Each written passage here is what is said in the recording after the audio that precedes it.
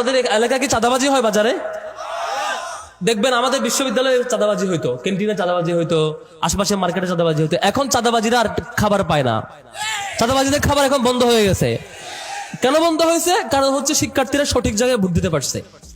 তো আপনারা যদি সঠিক জায়গায় সেই ভোট দিতে না পারেন, কাল বাদে পরশু দেখবেন এই বাজার, এই মার্কেট, এই শপিং মল, আশেপাশের ব্যবসা আবারও সেই চাঁদাবাজির খপ্পরে পড়বে।